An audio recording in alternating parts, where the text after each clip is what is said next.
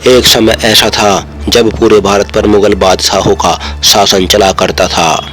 उस दौर में मुगल बादशाह बहुत शक्तिशाली हुआ करते थे। मुगल बादशाहों में एक से बढ़कर एक बादशाह हुए, लेकिन मुगल बादशाहों में एक बादशाह ऐसा भी हुआ था जिसे अब तक का सबसे क्रूर और निर्दयी शासक माना जाता है, जिसे आलमगीर औरंगजेब के नाम से जाना जाता है। औरंगजेब की क्रूरता के किस्से तो ना जाने कितने हैं, लेकिन हम इस वीडियो में बात करेंगे औरंगजेब के आखिरी पलों की। जब औरंगजेब का अंत हुआ तो औरंगजेब के आखिरी शब्द क्या थे। नमस्कार, आप देख रहे हैं देश और दुनिया, और आज की वीडियो में आप जानोगे कि मुगल खानदान के सबसे क्रूरतम बादशाह औरंगजेब के अंतिम शब्द क्या थे और मुगल सल्तनत की उस दौर में क्या दशा थी। बस आप बने रहिए वीडियो के अंत तक। बात 3 मार्च सन 1707 की है, जब औरंगजेब अपनी अंतिम सांस ले रहे थे।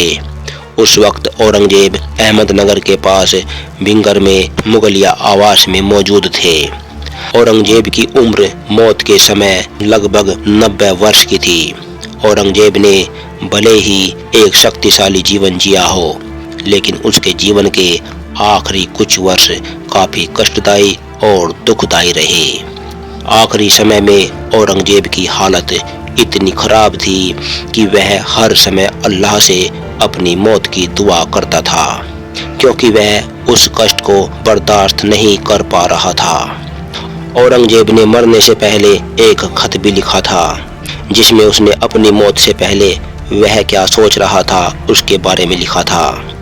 औरंगजेब की बढ़ती उम्र की वजह से उसका शरीर कमजोर पड़ चुका था और उसकी आंखें कमजोरी के कारण अंदर धंस चुकी थी।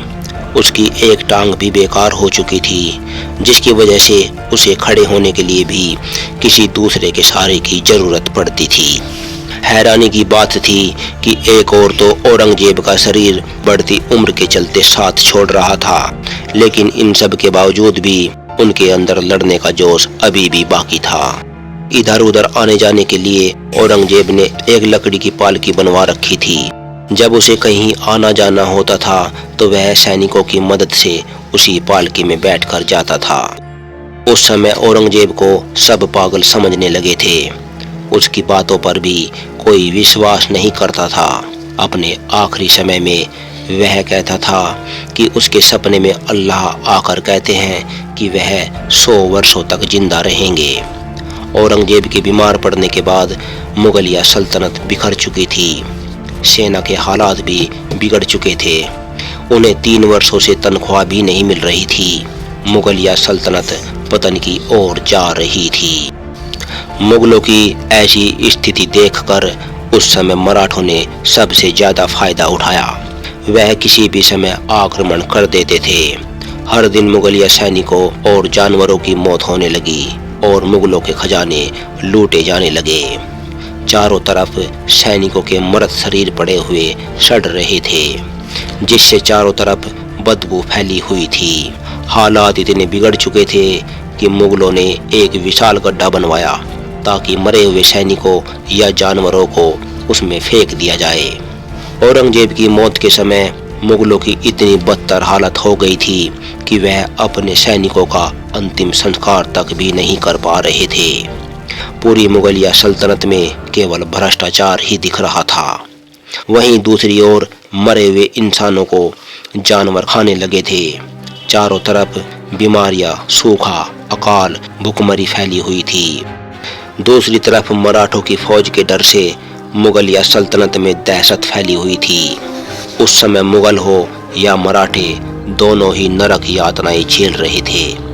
लगभग 20 वर्षों तक मुगल सैनिक छावनी में ही छिपे रहे, जहां उन सैनिकों के बच्चे वहीं पैदा हुए और वहीं पर बड़े हुए। मराठों का इतना खौफ था कि तंग आकर औरंगजेब ने मराठों के सामने शांति प्रस्ताव रखा था, लेकिन मराठों ने उसे ठुकरा दिया था। पूरे भारत में मराठों का ही परचम लहरा रहा था और मुगलिया सल्तनत पतन की ओर जा रही थी, क्योंकि उस समय हर कोई मुगलों के खिलाफ खड़ा हो चुका था। इतना सब होने के बाद भी औरंगजेब हार मानने को तैयार नहीं था। वह अपने आप को जिंदा पीर कहने लगा और लोगों से कहता कि जल्द ही अल्लाह कोई चमत्कार करेगा। औरंगजेब कई दिनों तक खाना नहीं खाता था और वह जमीन पर माथा टेक कर बैठने लगा। उसे ऐसा देखकर उसकी बीवी को ऐसा लगा कि जैसे वह मर गया हो। जब उसने उसे हिलाया तो औरंगजेब ने आंखें खोली और वह अपनी बीवी पर चिल्लाने लगा। एक बार औरंगजेब के पोते ने अपने बेटे को उसके पास लाकर कहा कि आप इसका नाम रख दो। इस पर औरंगजेब ने कहा कि इसका नाम तुम खुद ही रख दो, मैं तो इसके बेटे का नाम रखूंगा क्योंकि मैं और कई वर्षों तक जिंदा रहूंगा। मैं अभी मरने वाला नहीं हूँ। लेकिन कुछ समय बाद औरंगजेब समझ चुका था कि अब उसका बचना असंभव है और वह खुद ही अपनी अंतिम यात्रा में जुट गया। औरंगजेब के पास आखिरी समय में उसका अपना कोई नहीं था। वह अपने अंतिम समय में बहुत समय तक अकेला रहा और उसने अपने जिन भाइयों और परिजनों का कत्ल करवाया था, अब उन सभी की चीखें औरंगजेब के कानों में गूंज रही थी। वह पूरी तरह से अपने अपराधों के पश्चाताप में जल रहा था। उसे छत्रपति शिवाजी महाराज याद आने लगे, जिसे उसने आगरा में जिंदा चले जाने का मौका दिया था। इस गलती को वह अपनी सबसे बड़ी गलती मानकर खुद को कोसने लगा। औरंगजेब का कहना था कि अगर मेरी भी एक संतान उस शिवाजी के जैसी होती तो अल्लाह की बड़ी मेहरबानी होती। अपने दोनों बेटों को लिखे एक खत में औरंगजेब ने अपनी भावनाओं का जिक्र किया। उसने खुद को पापी और अकेला बताया। उसने कहा कि मुझे कई दिनों से तेज बुखार था, अब मैं ठीक हूँ, फिर भी शरीर टूटा हुआ लगता है। मैंने पूरी जिंदगी में क्या हासिल किया, अब तक समझ नहीं पाया हूँ।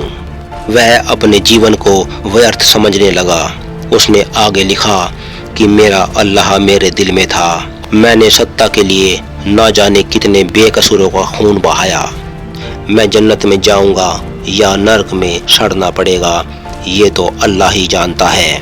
औरंगजेब ने अपनी आखिरी इच्छा पत्र बनवाकर मौलवी को सौंप दिया। इस पत्र में उसने खुद को दफनाने का जिक्र करते हुए लिखा, मुझे बेहद सादगी से दफनाया जाए। मैं इतना पापी और क्रूर हूँ कि मेरे पत्थर पर कोई नाम नहीं लिखा हो और ना ही वहाँ कोई छत बनवाना और ना ही मेरी कोई जीवनी लिखना। 3 मार्च सन 1707 को दोपहर के समय औरंगजेब की मौत हो गई। मरने से पहले औरंगजेब ने अपने सभी खास आला अधिकारियों को आगे क्या करना है ये समझाया था। आखिरी कुछ घंटे औरंगजेब अकेला रहना चाहता था, इसलिए उसे एक कक्ष में अकेला छोड़ दिया गया और अकेले में अपने मुंह से कुछ शब्द गुनगुनाने लगा। ये शब्द थे, आज मैं फसाद बाक, यानी मैं अब जल्दी ही मरने वाला हूँ और मेरे मरने के बाद पीछे हाहाकार मचने वाला है। और ये थे औरंगजेब के आखिरी समय में उसके मुंह से निकले आखिरी शब्द। वैसे आप औरंगजेब के बारे में क्या सोचते हैं, अपनी राय जरूर दें। बस आज की वीडियो में इतना ही। फिर मिलेंगे अगली वीडियो में कुछ ऐसी ही ऐतिहासिक जानकारी के साथ। वीडियो में यहाँ तक बने रहने के लिए आप सबका धन्यवाद।